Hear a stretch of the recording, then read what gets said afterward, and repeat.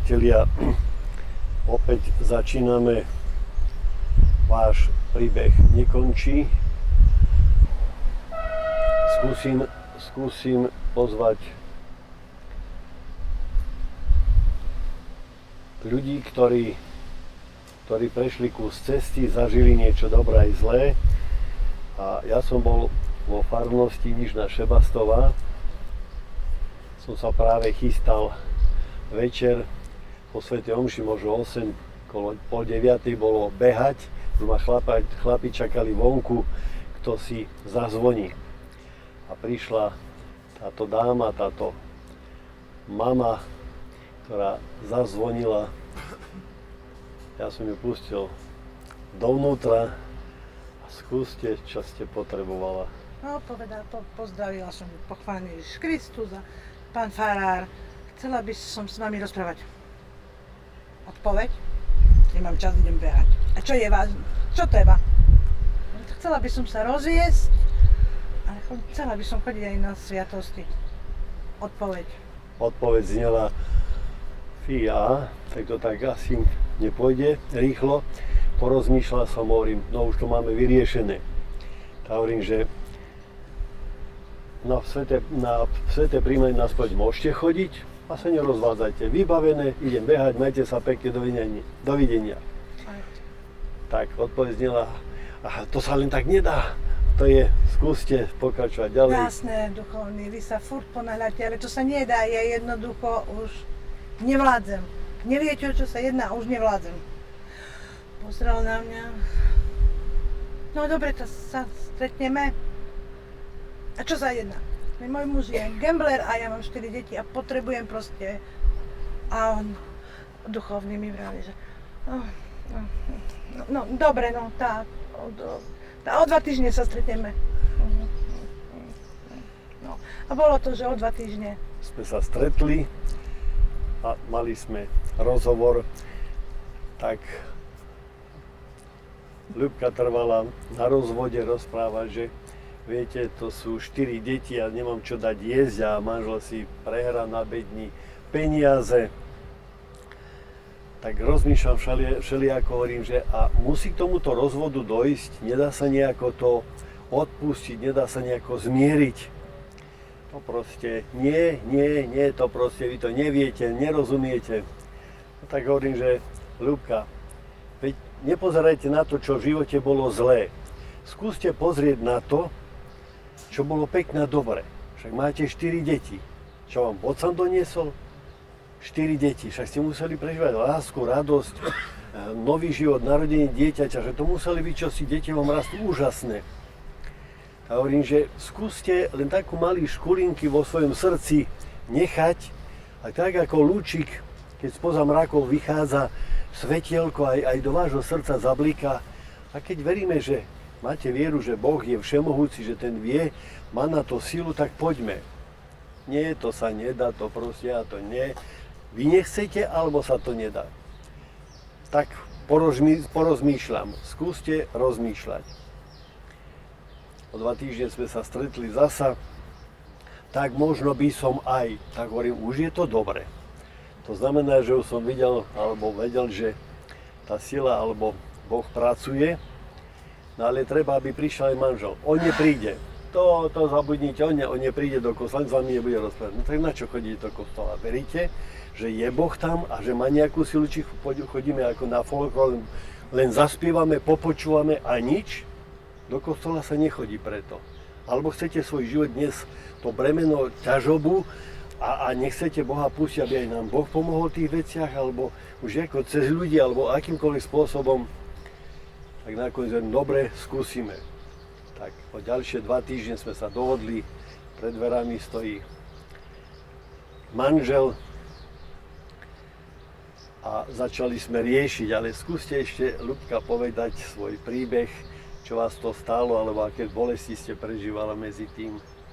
No viete, v 90. rokoch, keď vybehli automaty, to boli ovocničkovia, to boli akože hra, to nebolo nič vážne.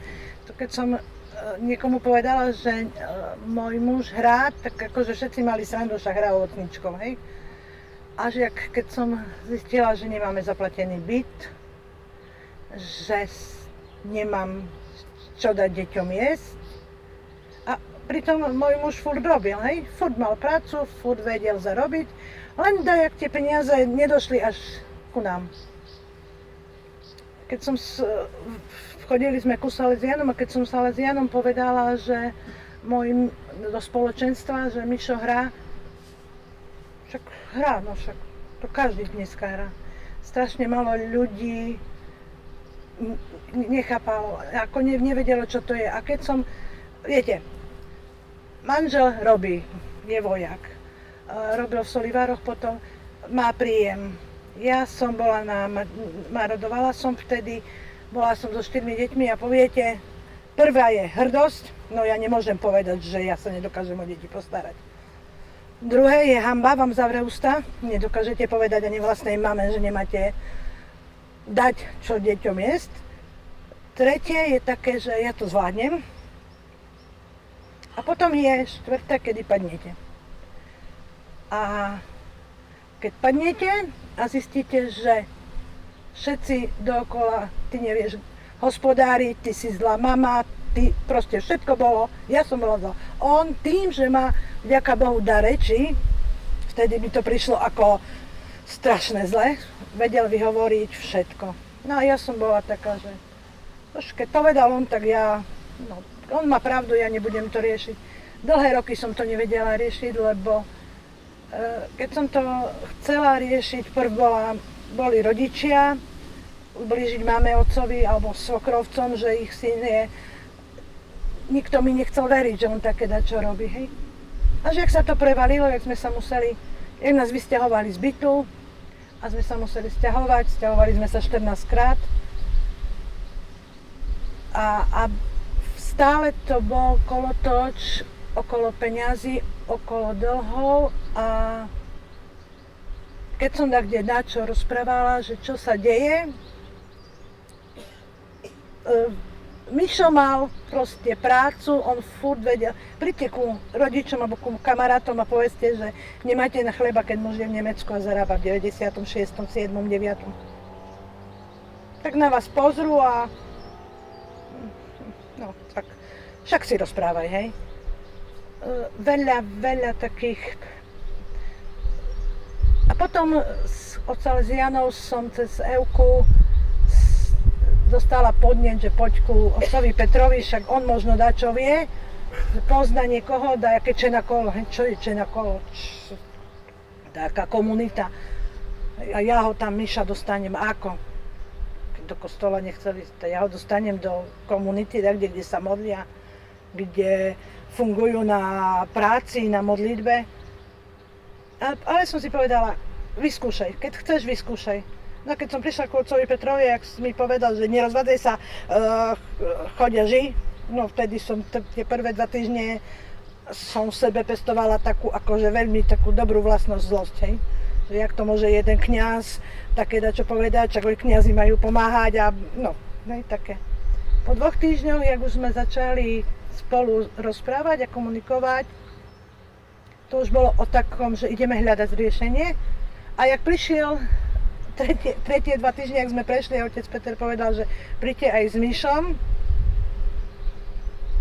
Vtedy tie 2 týždne sme sa modlili s deťmi, rozprávala som deťom, modlili sme sa a prišli sme do Šebastovej na fáru, alebo lepšie povedané do školky. A si predstavte, hej, prídete do školky na fáru, pán farár vám otvorí, vojdete a posadí vás na tie najnižšie, najmenšie stoličky pre detičky v škôlke, hej.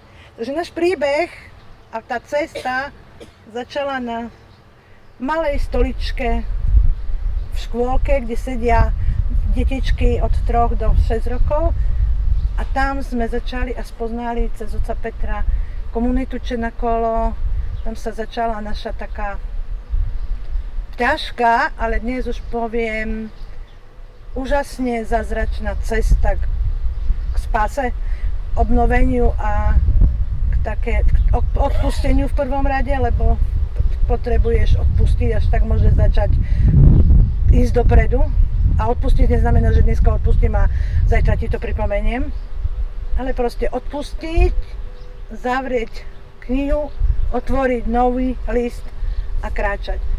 A dnes je to 16 rokov, čo je Michal doma, čo sme po komunite a dnes už hrdo poviem, vďaka Bože za jeho závislosť. A zo striech budem kričať, že Boh je úžasný zo všetkého zlého. Ak mu veríš a odovzdáš sa mu, dokáže urobiť úžasný život.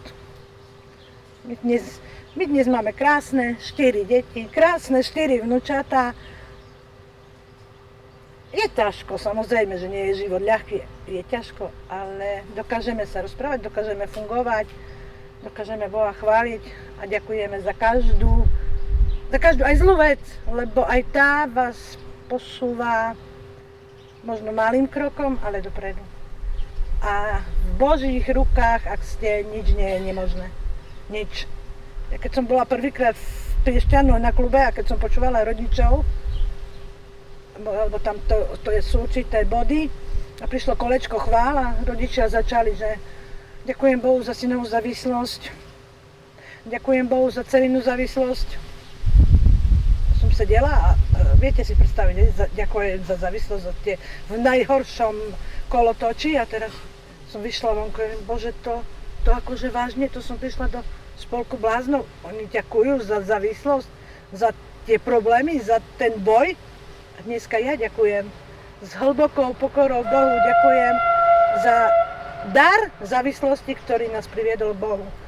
A naozaj z hlbokej vďačnosti srdca ďakujem.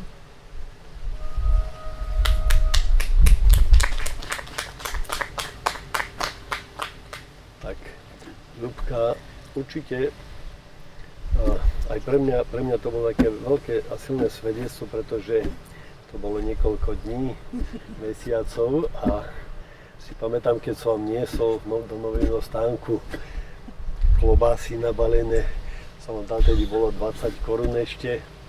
Prišiel som domov, hovorím, no čo som dal klobásu 4 deti sama, 20 korún. Takže aj ja som sa učil mnohým veciam s vami a pri vás, ako vlastne funguje pomoc vesmíru, energie Boha a pospájatých ľudí, tak aby to bolo ten výsledok dobrý. Tak skúsime Miša, otec 4 detí, ktorý hral nielen na gitare, ale aj na automatoch. Takže dnes sa usmejeme, ale to nebolo to jednoduché a ľahké.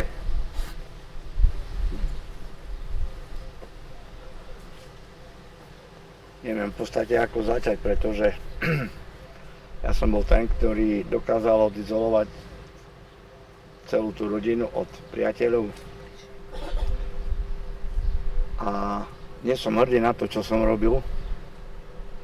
Teraz so vstupom času, tak manželka hovorí, že ďakuje Bohu za závislosť, tak tiež si poviem, že zastavil som sa v jednom momente a naštartoval som sa úplne iným smerom. Nebolo to ľahké a vlastne bol som aj veľmi sledovaný, že čo robím, ako robím, kde chodím. A ja stále som prosil Boha, aby mi dal silu, že nie som taký, aký som bol, ale že dokážem aj iné veci.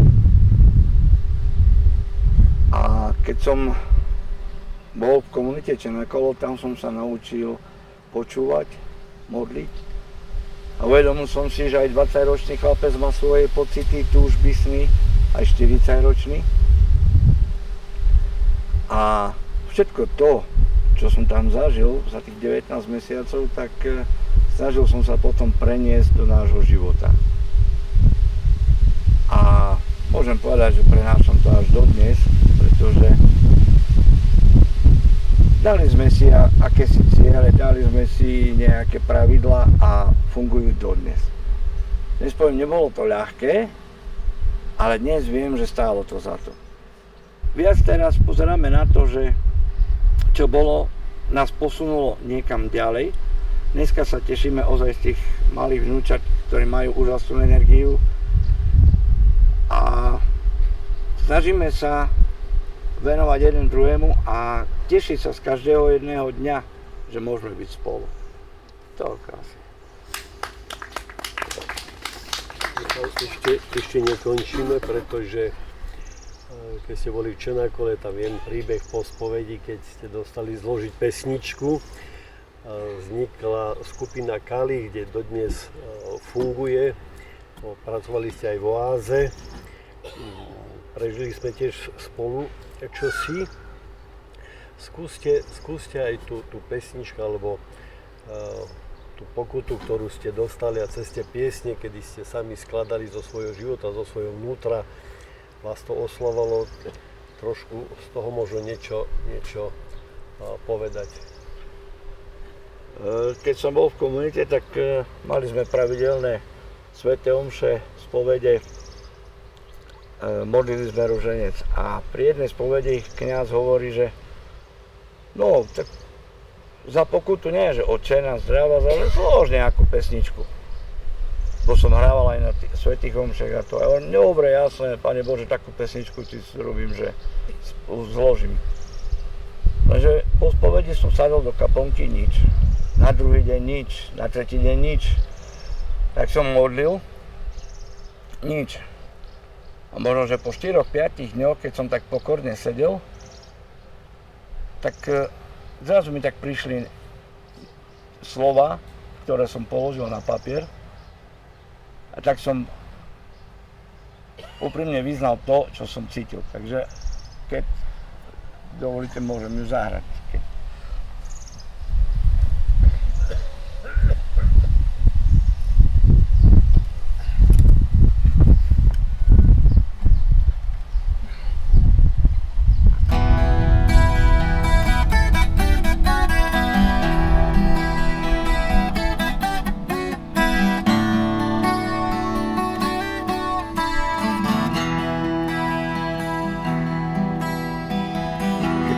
Slabý a stále padal, túlal sa v prázdne čierna. Ty si ma strážil a naspäť volal, ja som bol slepý a nevnímal. Slzy a plač, trnistá cesta, otvára náruč plnú strán. Zastavím chvíľu, počúvam slová, a srdce, ktoré ma volá. Prosím ťa, Pane, uč ma lásko. Prosím ťa, Pane, buď so mnou. Tebe dvíham ruky, prosím o pomoc. Teba, Pane môj, dojemný dotyk a toľko lásky rozdávaš pre mňa každý deň. Pokorne prosím, odpusť mi, Pane, že som bol slepý a na dne. Ty si ten prameň, čo dáva život, ty si tá cesta, ktorú mám. Aj keď som slabý, s tebou to zvládnem, tú pichu s láskou prekonám. Prosím ťa, Pane, uč ma láske. Prosím ťa, Pane, buď so mnou. Tebe dvíham ruky, prosím o pomoc.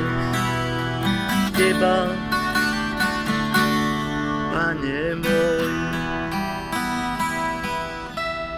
Jedna zo skladieb, kde sme skladali spoločne, hovorí o tom, že môžem snívať o priateľstve, ale keď nevidím lásku medzi ľuďmi, alebo nedávam ju, som chladný. To znamená, že všetko, čo robíme, alebo tak sa snažíme, že čo robím, dať do toho srdce lásku. A jedna z tých skladieb je ktorá má názov Môžem.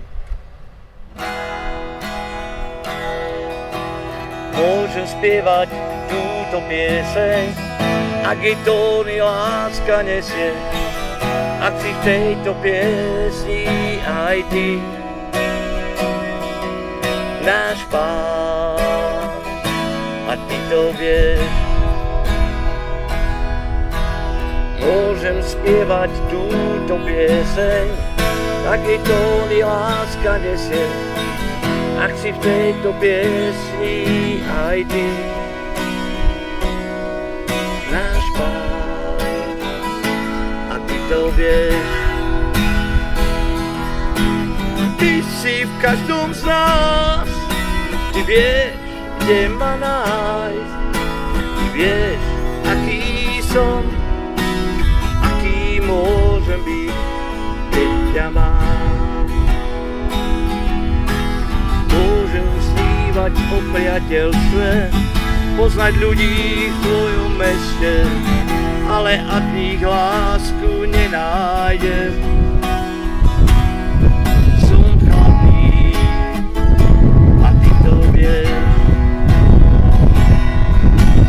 Ty si v každom z nás, ty vieš, kde ma nájsť, ty vieš, aký som, aký môže byť, keď sám.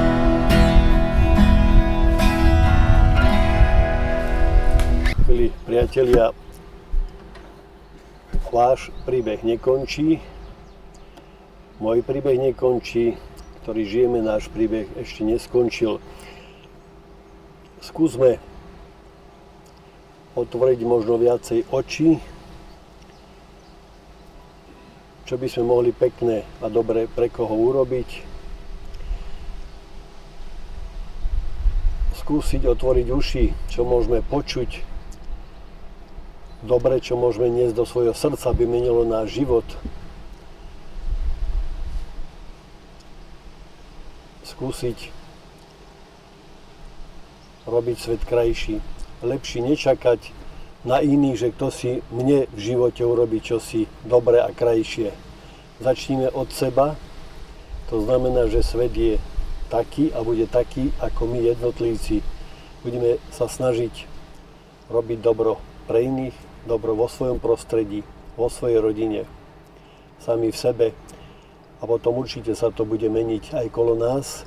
A zase nevynechajme ani Boha, pretože bez Božieho požehnania márne sú naše namáhania, pretože Boh je súčasťou tohoto vesmíru, súčasťou tvojho, môjho života, či ho poznáš, alebo ako ho vnímaš cez energiu, cez blízkosť človeka, rodiny alebo prácu. Boha môžeme všelijako zažívať. Takže vám ďakujem pekne a veríme, že tento aj náš život a príbeh sa bude uberať k lepšiemu.